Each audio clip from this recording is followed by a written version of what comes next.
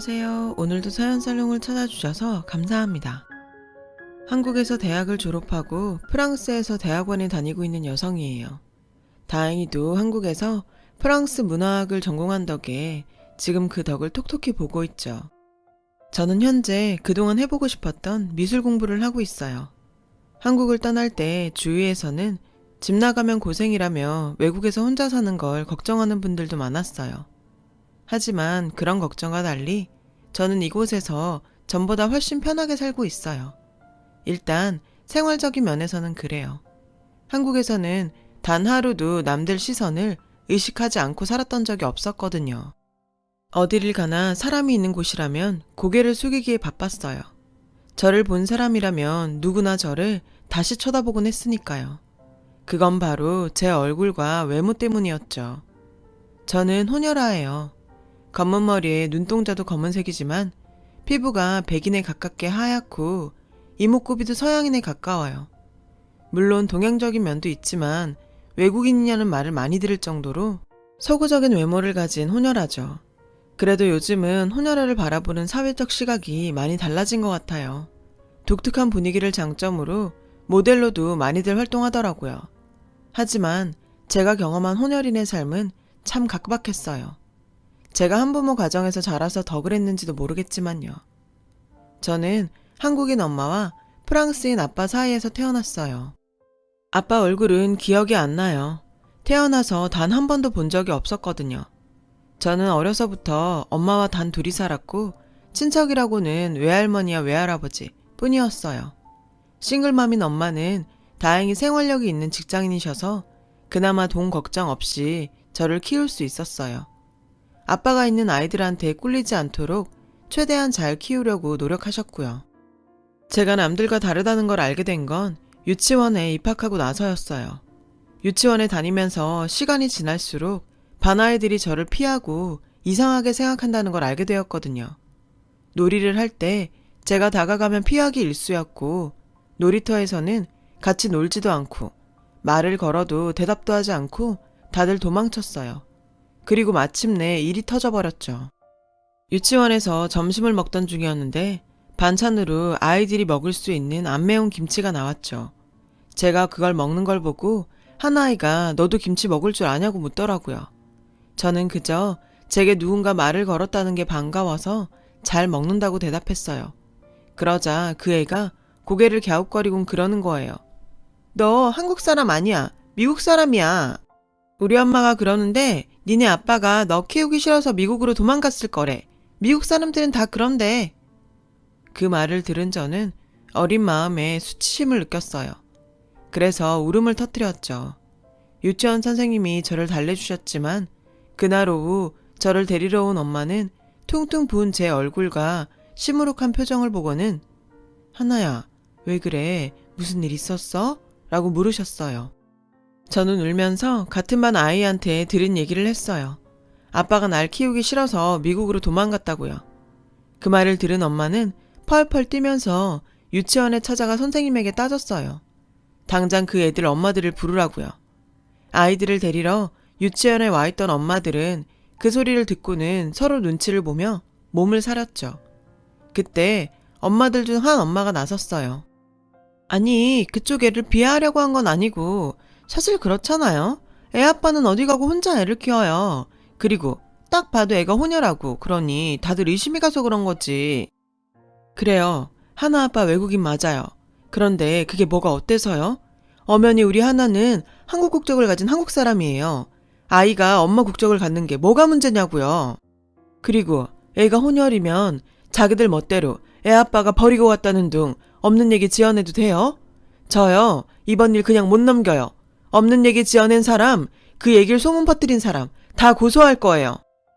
엄마의 서슬퍼런 기세에 눌린 엄마들은 저희 엄마 앞에서 고개를 조아리며 미안해요, 미안해. 앞으로 말 조심할게요. 애들한테도 잘 얘기할 테니 제발 고소는 하지 말아줘요. 다들 고소당하기 싫어서 손이 발이 되도록 싹싹 빌더라고요. 그날 밤 엄마는 제게 그러셨어요. 엄마가 나중에 때가 되면 하나한테 아빠 얘기 다 해줄게. 그리고 아빠는 하나를 버리지 않았어. 아빠가 얼마나 멋진 사람인데 그러니까 혹시라도 그런 소리 들으면 아니라고 확실히 대답해줘. 엄마는 제게 신신당부했어요. 전 그날 엄마를 보고 그런 생각을 했어요. 나도 엄마처럼 강한 사람이 되겠다고요. 아이들은 그날 이후 제게 아빠 얘긴 하지 않았지만 가끔 새로 들어온 아이들은 제게 왜 외국인처럼 생겼냐고 물었어요. 그럴 때마다 저는 아빠가 외국인이라서 그렇다고 당당하게 말했어요. 제가 당당하게 말하자 아이들은 더 이상 아무 말도 묻지 않았죠. 저는 어디를 가나 튀었어요. 초등학교에 들어가자 아이들의 놀림은 더 심해졌어요. 대놓고 어느 나라에서 왔냐고 묻기도 했고 왜 아빠랑 같이 안 사냐고 노골적으로 캐묻기도 했어요. 하지만 그건 양반이었죠.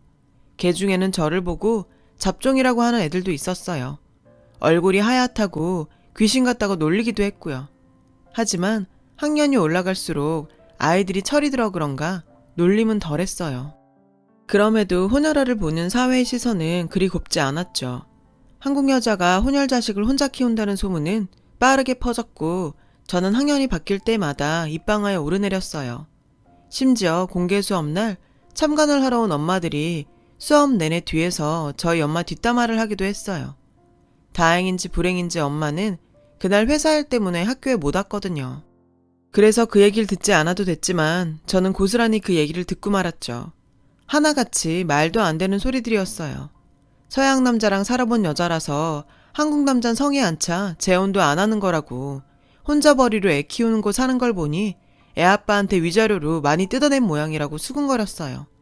저는 모욕적인 그 말을 들으면서 입술을 꽉 깨물고 참았어요. 차라리 엄마가 못 온 게 다행이라고 생각하면서요. 먼 눈에 뭐만 보인다고 지금 생각해도 저질이에요. 엄마가 이런 얘기를 들었다면 얼마나 슬펐을까 생각하니 그래도 참을만 하더라고요. 그날 저녁 퇴근한 엄마는 참관 수업에 못 가서 미안하다고 했어요. 저는 애써 밝은 표정으로 별거 없었다고 말했죠. 하지만 그런 제 표정을 보고 엄마는 금방 알아채더라고요. 왜? 엄마들이 뭐라고 했어? 무슨 말을 들었는지 모르겠지만 신경 쓸 거 없어. 엄마는 부끄러운 짓 한 거 없으니까 그런 사람들 입방아에 슬퍼하기엔 시간이 너무 아깝잖아. 엄마는 저를 꼭 안아주셨어요. 저는 엄마가 얼른 아빠 이야기를 해주길 바랬어요. 그리고 나중에 아빠를 만나면 엄마랑 내가 이렇게 힘들었다고 투정을 부리고 싶었죠. 그러나 인생은 어떻게 될지 모른다고 하더니 그 말이 딱 맞더라고요. 제가 중학교 2학년이던 15살 때 엄마가 교통사고를 당해 갑작스레 세상을 떠나셨거든요. 외할머니는 저를 안고 어떻게 하나만 두고 그렇게 가냐고 불쌍한 내 소녀는 어쩌냐고 우셨어요. 외할아버지께서는 슬픔을 애써 감추시곤 홀로 장례식을 치르셨고요. 저는 정말 탈진할 정도로 울어서 조문객들이 걱정을 할 정도였어요. 나의 전부나 다름없던 엄마가 세상을 떠났다는 게 믿겨지지 않았죠. 세상에 혼자 버려진 것 같았어요. 게다가 아빠에 대한 얘기도 이제 영영 들을 수 없게 되었다는 사실이 더욱 저를 힘들게 했어요. 제가 아빠에 대해 들을 수 있었던 건 조문객 중 한 분이 했던 말뿐이었어요. 수경이도 참 불쌍하다. 프랑스 남자랑 눈 맞아서 임신까지 하더니 미혼모를 살다 그렇게 갈 줄 누가 알았다니? 예전에 그 남자에 대해 살짝 물어본 적이 있는데 사정이 있었다고만 하더라고. 이혼을 했다면 수경이가 그런 식으로 말은 안 했을 거야. 보통 이혼을 한 거라면 그런 식으로 감싸듯이 말 안 하잖아. 그 대화를 통해 저는 제 아빠가 프랑스 사람이라는 걸 알 수 있었어요. 하지만 아빠에 대한 정확한 얘기는 더 이상 들을 수가 없었죠. 그 얘기를 들려줄 사람이 세상 어디에도 남아있지 않다는 걸 깨닫자 세상의 절반이 떨어져 나가는 기분이었어요. 장례식이 끝나고 저는 외갓집으로 가게 되었어요. 학교도 그 동네 학교로 전학을 갔고요. 엄마가 자랑스러워할 수 있는 딸이 되려고 정말 열심히 노력했어요. 외할머니 외할아버지 말씀도 잘 듣고 두 분 앞에서는 최대한 엄마가 그리운 티를 안 내려고 노력했어요. 그렇게 시간이 흘렀고 엄마를 잃은 슬픔도 조금씩 아물어갔어요. 고3이 되고 본격적으로 입시 준비를 하게 되었어요. 큰 부자는 아니었지만 상가에서 월세를 받고 계셨던 외할아버지 덕분에 저는 걱정 없이 공부를 할 수 있었죠. 무사히 수능 시험을 마치고 성적표가 나오자 학교에선 대학의 원서 내기에 앞서 진로 상담이 시작됐어요. 친구들은 취직이 잘 되는 학과를 고르고 있었지만 저는 그와는 상관없이 프랑스 문화학과를 선택했어요. 아빠를 만날 수 없다고 해도 내 반쪽의 혈통에 대해 알고 싶었거든요. 그래서 프랑스에 관한 공부를 해야겠다 생각했고 과도 그렇게 정하게 되었죠. 저는 다행히 원하던 프랑스 문화학과에 합격을 했고 대학생이 되었어요. 성적이 좋아서 장학금도 받았고 방학엔 아르바이트도 해서 용돈을 모아 할머니 할아버지께 용돈도 드렸죠. 외할머니는 제가 드린 용돈을 지그시 내려다보시곤 이걸 아까워서 어떻게 쓰냐며 눈물을 흘리셨어요. 그래서 저는 나중에 취직하면 용돈도 더 많이 드릴 테니 걱정 말고 쓰시라고 했죠. 어느덧 대학교 4학년이 되고 졸업과 취업 준비를 해야 하는 시기가 됐어요. 저는 제 전공인 프랑스어를 써먹을 수 있는 곳에 취직을 해야겠다 생각을 하곤 외국 계열 회사에 이력서를 넣었어요. 그러던 중 한 곳에서 연락을 받게 되었죠. 이메일로 연락이 왔는데 제가 생각했던 내용과는 다른 내용의 메일이었어요. 제가 살면서 받은 메일 중 가장 큰 충격을 준 메일이었죠. 아무래도 내가 당신 아빠인 것 같아요. 메일의 시작은 이랬어요. 솔직히 처음에는 스팸 메일인가 했어요. 그래서 의심스러운 눈초리로 메일을 읽어 나갔죠. 메일을 보낸 사람은 자신을 샤를이라고 소개하고 있었어요. 당신의 이력서에 있는 이름과 생년월일 등을 봤을 때 당신이 내 친딸일 가능성이 높아 보여서 개인적인 메일을 보냅니다. 나는 과거 프랑스에서 한국 여자와 사귄 적이 있어요. 그녀는 근처 카페에서 아르바이트를 하고 있었죠. 우리는 만난 지 얼마 안 되고부터 사랑에 빠졌습니다. 결혼을 약속하고 함께 살던 중 그녀는 비자가 만료돼서 한국으로 돌아갔고 이후 그녀로부터 임신과 출산 소식을 들었습니다. 딸이라고 했고 이름은 하나라고 지었다고 하더군요. 그런데 갑자기 그녀가 연락을 끊었고 나는 그녀를 찾으려고 했지만 찾지 못했습니다. 약 5년이 지난 후 당신의 딸이에요라는 말과 함께 어린 소녀의 사진이 한 장 도착했습니다. 연락처도 주소도 이름도 없었어요. 그러나 그녀가 보냈다는 걸 알 수 있었죠. 믿기 힘들겠지만 부디 이메일을 신중히 읽어주시고 연락 주시기 바랍니다. 이것만 보면 그냥 사기 아니야? 하고 넘어갈 수도 있었어요. 그런데 제가 그럴 수 없었던 것은 메일에 첨부된 사진 때문이었어요. 자신의 약혼녀였다고 설명이 붙은 그 사진은 바로 제 엄마였거든요. 엄마의 젊은 시절 사진이요. 손이 떨리고 눈물이 나려고 했지만 저는 침착하게 마음을 가라앉히고 답장을 보냈어요. 그리고 얼마 뒤 답장이 왔어요. 저는 SNS 주소를 알려주고 연락을 하라고 했어요. 그렇게 우리는 메시지를 주고받을 수 있었죠. 그 사람은 이미 확신에 차 있었어요. 제가 엄마와 제 사진을 보내주자 당신은 분명히 내 딸이에요 라며 기뻐하더라고요. 하지만 저는 완전히 그를 믿을 수 없었어요. 그런 제 마음을 그 사람도 알았는지 의심하는 게 당연해요. 하지만 내가 거짓말을 하고 있다면 어떻게 당신 엄마와 당신 사진을 가지고 있겠어요. 의심이 된다면 이곳에 와서 유전자 검사를 해보는 게 어때요? 비행기표는 내가 보내줄게요. 솔직히 그 말에 흔들렸어요. 사진도 그렇고 비행기표까지 보내준다니까 혹시 아니더라도 희망을 걸어볼 가치는 있겠다 싶었어요. 결국 저는 어른들께는 아무 말 하지 않고 프랑스행 비행기에 몸을 실었어요. 파리 드골공항에 도착해보니 샤를이라는 분이 나와 계셨어요. 선한 인상의 중년 남성이었죠. 제 아빠일지도 모르는 이 남자는 저를 보자 환하게 웃으며 비주를 했어요. 비주는 처음인 저는 얼떨결에 따라했죠. 샤를은 저를 자신의 집으로 데려갔어요. 예쁜 단독주택이었죠. 제가 집에 들어가자 한 중년의 여성이 저를 맞아주었어요.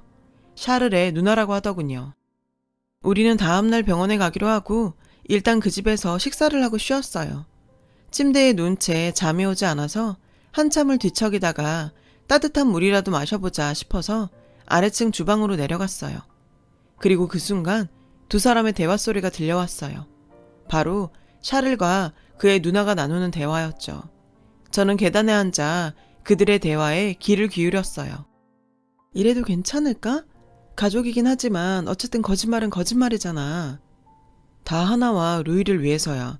누나는 그냥 내 말만 들어. 그래도 네가 하나의 아빠는 아니잖아. 100% 알아들을 수는 없었지만 적어도 제 아빠가 아니라는 말은 똑똑히 알아들을 수 있었어요. 순간 심장이 마구 뛰고 공포감이 느껴지기 시작했어요. 머릿속이 새하얘지는 것 같았죠. 지금 당장 이 집에서 나가야 한다는 생각만이 가득했어요.